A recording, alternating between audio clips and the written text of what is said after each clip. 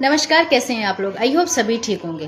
केतन हत्याकांड में अब नया और एक सही दिशा में चलने वाला मोड़ आया है।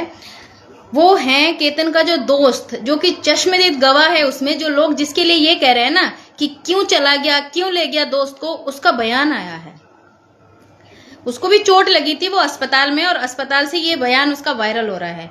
मैं वीडियो तो नहीं दिखा रही हूँ अभी आप लोगों को, वो सोशल मीडिया पे वायरल है, आप वहीं देख लेना।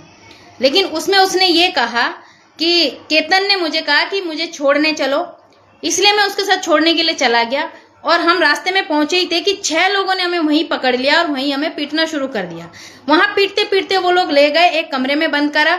हम लोगों ने बीच बचाव की कोशिश भी करी, जिसमें कुर्सी भी टूटी। मेरे सर पे बहुत चोट लगी थी, ब्लड निकल रहा था और मैं वहां बेहोश हो गया था। केतन को वो पीटते रहे, उसके बाद भी जब मैं होश में आया तो देखा केतन की भी बहुत बुरी हालत है। पहले उन्होंने उसे भेजा, बाद में मुझे भेजा। ये सारी जो सच्चाई है ये केतन के दोस्त ने बयां कर दी अपनी जुबानी। अब मैं उन लोगों से कहना चाहती हूँ जो लोग कह रहे हैं कि केतन के दोस्त डिमरी पे भी पोक्सो लगनी चाहिए थी। किस बात की पोक्सो लगनी चाहिए थी भाई?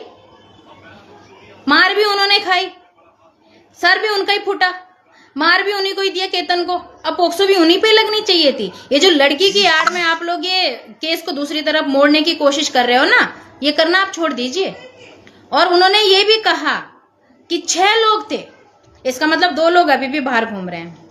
और हो ना हो, ये जो दूसरे लोग जो ये बयानबाजी कर रहे हैं ना, जिन्होंने इस केस को जातिवाद की तरफ मोड़ा, जिन्होंने इस केस को पोक्सो की तरफ मोड़ने की कोशिश करी, जिन्होंने इस केस में जो कि एक्यूज है उनको पीड़ित बनाने की कोशिश करी, ये लोग उन दोनों को बचाने की पूरी कोशिश कर रहे हैं।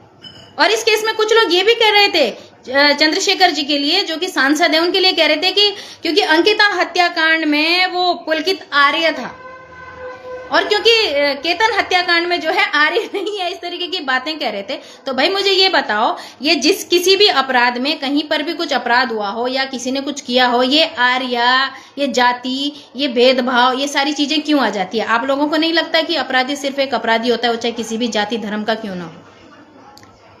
आप लोगों को ये बात नहीं लगती है?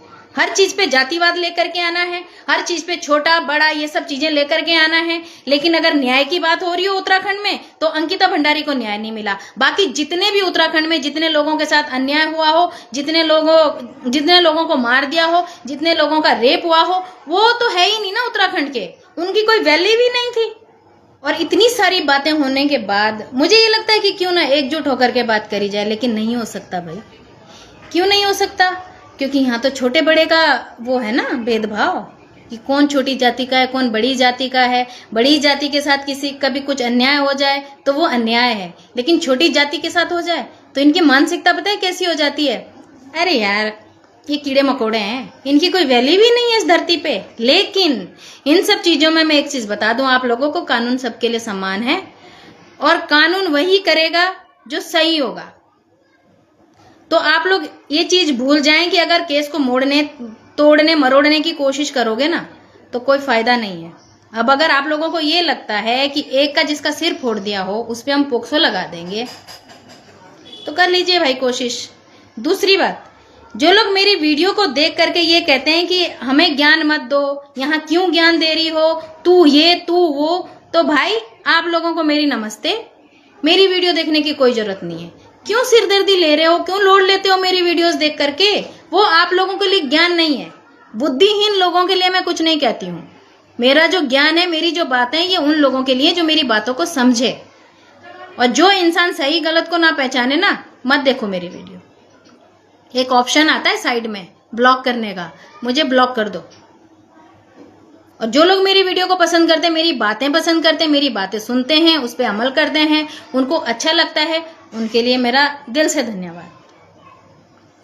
मैं जबरदस्ती किसी को नहीं कह रही हूँ कि आप लोग मेरी वीडियोस देखो। और ये जो गाली गलौज लिख के कमेंट करते हो ना, ये कमेंट थोड़ा सा अपने परिवार वालों को, अपनी माताओं बहनों को भी दिखा दिया करो कि हम सोशल मीडिया पे हमारे जो चेहरा है ना, हमारा ये चेहरा है। जो मुखोटा ओढ़ के रखते हो ना अपने घर में कि हम तमीज वाले हैं, लेकिन बाहर सोशल मीडिया पे दुनिया को अपनी बदतमीजी दिखाते हो, ये मुखोटा थोड़ा अपने परिवार को भी दिखा दिया करो कि हम सोशल मीडिया पे इस तरीके से बात करते हैं। तारीफ हो जाएगी घर में थोड़ी सी। मुझे कोई फर्क नहीं पड़ता आप लोगों से, आप लोग जो कहते हो, जो लिखते हो, इससे मुझे कोई फर्क नहीं पड़ता। आप लोगों की मानसिकता मैंने देख ली है किस तरीके की है। हम सही को सही और गलत को गलत बोलते हैं और हमेशा से बोलते रहेंगे। इस चीज के लिए किसी से ना तो कोई डर है और ना ही मन में कभी ऐसा सोचा है कि अगर हम सच्चाई को बोल देंगे तो कोई हमें कुछ कह देगा। कह लो जितना कहना है, कोई फर्क नहीं पड़ता।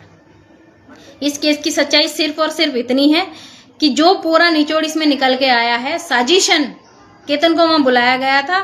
उनको ये पता नहीं था कि ये दोस्त को लेके भी आ सकता है। उनको शायद ये लगा होगा कि अकेले आएगा, लेकिन वो दोस्त साथ में रह गया। और उनको ये भी पता नहीं था कि जितना उन्होंने पीटा है कहीं ऐसा ना हो कि इसकी मृत्यु हो जाए। लेकिन तुम्हारे पीटने की वजह से, एक्यूज के पीटने की वजह से ये सब हुआ है।